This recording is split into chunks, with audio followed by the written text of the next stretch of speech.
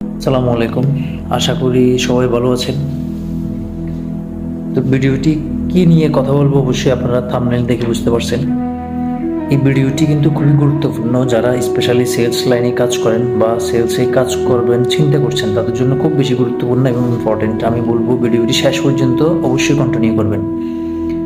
আর ভিডিওটি সবার জন্য না, যারা মনে করছেন এই ভিডিওটি আপনার জন্য না, অবশ্যই আপনি এখানে আপনার টাইম নষ্ট করবেন না, কারণ প্রত্যেকের সময়ের একটি মূল্য আছে।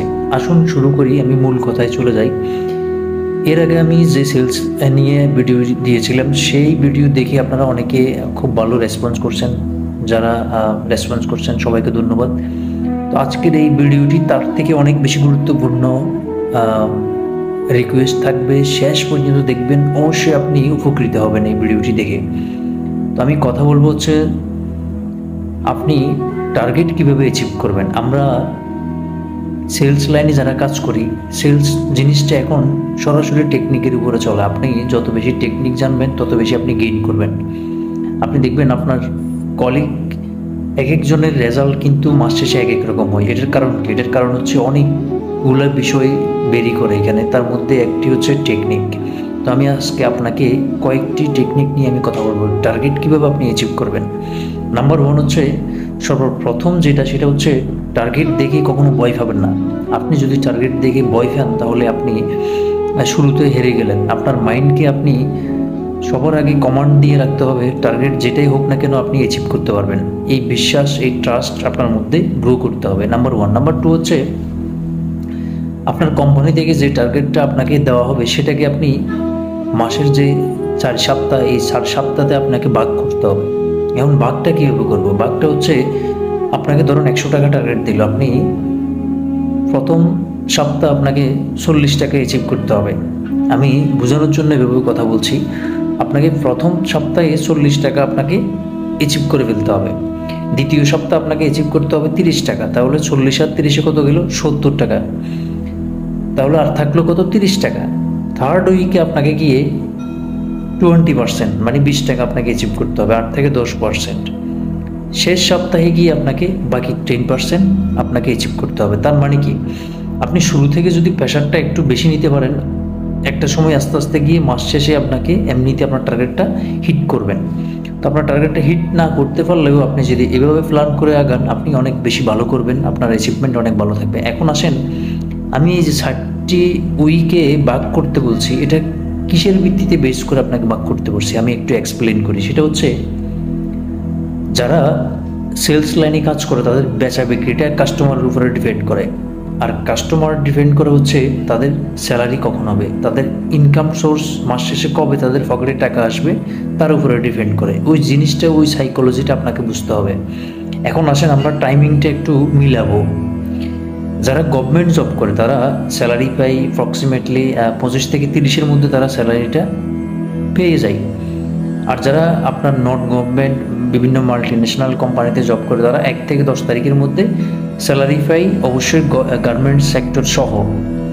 তার মানে কি, 1 থেকে 10 তারিখের মধ্যে ম্যাক্সিমাম প্রায় 90% মানুষ স্যালারি হাতে পেয়ে যায়। তারা তাদের কেনাকাটা, নিত্য প্রয়োজনীয় জিনিসপত্র কেনা শুরু করে। তাহলে আমি যদি 1 থেকে 10 তারিখ ধরি, আপনার ফার্স্ট উইক এবং সেকেন্ড উইকও কয়েকটা দিন পরে আপনি যদি ওই সময়টাতে অ্যাজ এ সেলসম্যান হিসেবে আপনি আপনার যত আইকিউ, যত আপনার ট্যালেন্ট আছে, যত আপনার শক্তি আছে, যত আপনার মেধা আছে, সব কিছু দিয়ে আপনাকে এফোর্ট দিতে হবে। ওই সময়টা হচ্ছে আপনার জন্য গোল্ডেন টাইম। যারা সেলস লাইনে কাজ করেন তারা জানেন ওই সময়টা আপনার জন্য গোল্ডেন টাইম। আপনি যদি ওই সময়টাকে আপনি রেজাল্ট বিল্ড করে নিয়ে আসতে না পারেন, তাহলে আপনি মাস শেষে দেখা যাবে আপনার অনেক বেশি ঘাটতি থাকবে।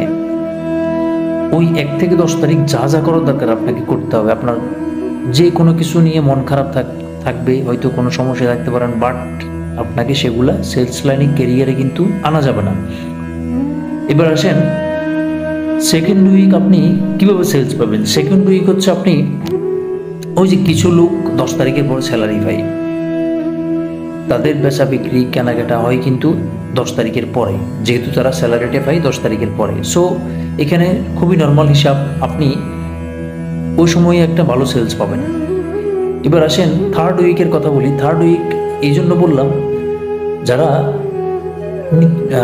মিডল ক্লাস, যারা মিডল ক্লাস তারা কি করে জানেন, তারা স্যালারিটা পাওয়ার পরে তাদের প্রয়োজনীয় এসেনশিয়াল না করলে নয়, ওই সমস্ত খরচপাতি করার পরে তারা মাসের লাস্টের দিকে গিয়ে তাদের যে বিভিন্ন স্বপ্ন থাকে তারা সেটা পূরণ করার চেষ্টা করে। আর এক শ্রেণীর লোক হচ্ছে বিভিন্ন উপলক্ষকে কেন্দ্র করে তারা কেনাকাটা করে। তো সো এই টোটাল কমপ্লিটলি এই বিষয়গুলো আপনাকে কিন্তু অ্যাজ এ সেলসম্যান হিসেবে আপনাকে বুঝতে হবে, আপনি কোন সময় ভালো এফোর্ট দিতে হবে, কোন সময় কম এফোর্ট দিতে হবে, কোন সময় আপনাকে অনেক বেশি অ্যাক্টিভ থাকতে হবে। এই জিনিসগুলি আপনি অ্যাজ এ সেলস পার্সন হিসেবে যদি না জানেন তাহলে আপনি কখনো সেলসে ভালো করতে পারবেন না। এখন আসেন, আমি সেলসের বাইরে আপনাকে নিয়ে কিছু কথা বলি। এই পৃথিবীতে আপনি যেটাই বিক্রি করেন সেটাই চলবে, সেটা আমি অন্য একটা বিষয়, সেটা আপনি এক পাশে রাখি। বাট অ্যাজ এ ব্যক্তি হিসেবে আপনি যদি সেলস লাইনে কেরিয়ার করতে চান, আপনার মাইন্ডকে এমনভাবে তৈরি করতে হবে, রোদ বৃষ্টি ঝড় তুফান যা কিছু হোক না কেন, ইউ আর দ্য সেলসম্যান। আপনাকে ফাটতে হবে, আপনার মধ্যে না কোনো শব্দ থাকতে পারবে না। অসম্ভবকে সম্ভব করা কিন্তু আপনার কাজ। এভাবে মাইন্ডকে তৈরি করতে হবে। একটা জিনিস মনে রাখবেন, যেদিন আপনি সকালবেলা মন খারাপ থাকবে ওই দিনটাই আপনার ভালো সেলস আপনি পাবেন না। দেখা যাচ্ছে আপনি সেল করার জন্য মানসিকভাবে প্রস্তুত না, আপনার মাইন্ড খারাপ, আপনার মুভমেন্ট খারাপ, বাট নেওয়ার কাস্টমার আসলেও আপনি সেল করতে পারবেন না। So as a sales person হিসেবে সর্বপ্রথম আপনাকে মাইন্ড সেট করতে হবে আপনি আজকে ভালো সেল করবেন। আপনাকে ডেইলি যে অ্যাচিভমেন্ট সেটা যদি আপনি বের করে আনতে না পারেন তাহলে আপনার মাস শেষে আপনার ভালো সেল কিন্তু টার্গেট অ্যাচিভ করতে আপনি পারবেন না। সো আপনাকে টোটাল টার্গেটটাকে আপনাকে সর্বপ্রথম উইকলি কনভার্ট করার পর আপনাকে ডেলি কনভার্ট করতে হবে। আপনার একদিনে কত টাকা বা কত পার্সেন্ট আপনাকে সেল করতে হবে, ওই জিনিসটা আপনাকে, আপনার লক্ষ্য হচ্ছে সেটা, আপনাকে ওই লক্ষ্য সামনে দিকে আপনাকে আগাতে হবে। এখন আসেন আমি আরও সহজ করে দিই কীভাবে আপনি অ্যাচিভ করবেন সহজে। কেপিআই, এখন বর্তমানে প্রত্যেকটা কোম্পানি কেপিআই সিস্টেমে কিন্তু বিজনেস করে থাকে, এমপ্লয়ীদেরকে পরিচালনা করে থাকে। কেপিআই হচ্ছে কি পারফরমেন্স ইন্ডিকেটর। কি পারফরমেন্স ইন্ডিকেটর কি? আগে একটা সময় ছিল আপনি শুধুমাত্র টার্গেট অ্যাচিভ করলে 100% আপনি কমিশন পেতেন, 100% স্যালারি পেতেন।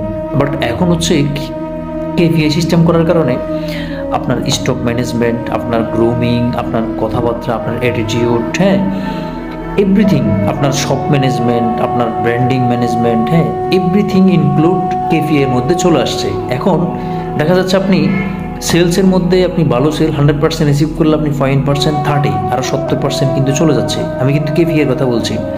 ওই 70% ডিপেন্ড করে কিসে? ধরুন আপনার গ্রুমিংয়ে ডিপেন্ড করে 10 মার্ক, তাহলে আপনার স্টক ম্যানেজমেন্ট 10 মার্ক, আপনার model wise stock management 10 mark, এভাবে করে করে কেপিআইটা নির্ধারণ করা হয়।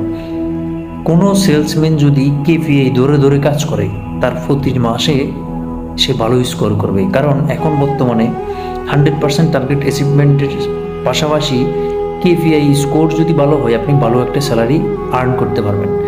সো আমি বলবো একজন প্রকৃত সেলসম্যান অলওয়েজ কেপিআই ফলো করে সেই কাজ করবে। কারণ আপনি যদি কেপিআই ফলো করে কাজ করেন তাহলে আপনার লাইফে সেলস ক্যারিয়ারে আপনি অনেক দূরে এগিয়ে যেতে পারবেন।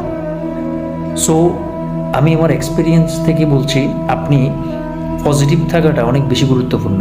যে কোনো সিচুয়েশনে অ্যাজ এ সেলস পারসন সে কিন্তু নর্মাল কোনো মানুষ হয় না, তারা কিন্তু একটু ইউনিক হয়।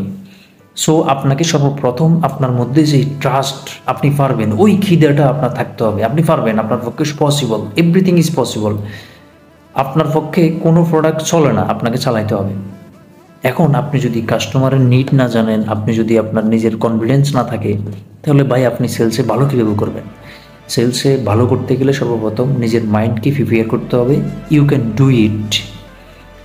আপনাকে যাই কিছু দেখ না কেন আপনি সেল করতে পারবেন। কথাই আছে, একজন সেলসম্যানকে, একজন বিক্রয় কর্মীকে মাটির দলা দিলে সে সেটাও সেল করতে পারবে।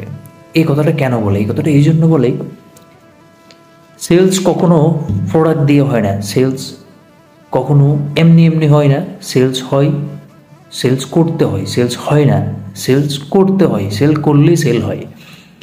আর একটা প্লাস পয়েন্ট আপনাকে বলি, সেটা হচ্ছে আমার অ্যানালাইসিস। বাংলাদেশের প্রেক্ষাপটে 90% মানুষের কোনো পছন্দ থাকে না, চয়েস থাকে না, তাহলে কিসের উপরে ভিত্তি করে এই মার্কেটিং লাইনটা ডুপ্লিকেশন হয়, রানিং হয়? এটা ডিপেন্ড করে হচ্ছে যেই কোম্পানির সেলসম্যান যত বেশি ভালো, ইউনিক, কাস্টমারের নিড ভালো বুঝতে পারে, যারা কাস্টমার আইকিউ বুঝে, তারা কিন্তু ফিল্ডে খুব ভালো করে। আপনি দেখবেন অনেক সময় আপনার দৃষ্টিকোণ থেকে আরেকটা ব্র্যান্ডের মডেল খারাপ হতে পারে, কিন্তু দেখা যাচ্ছে সেই মডেলটাই বেশি সেল হয়। এটার কারণটা কি? এটার কারণটা আপনাকে খুঁজে বের করতে হবে। আপনি সেল করতে পারছেন না, আপনার পাশের জনে ভালো সেল করছে, ওই কারণটা আপনাকে খুঁজে বের করতে হবে। আরেকটা জিনিস হচ্ছে সবসময় লার্নিং মোডে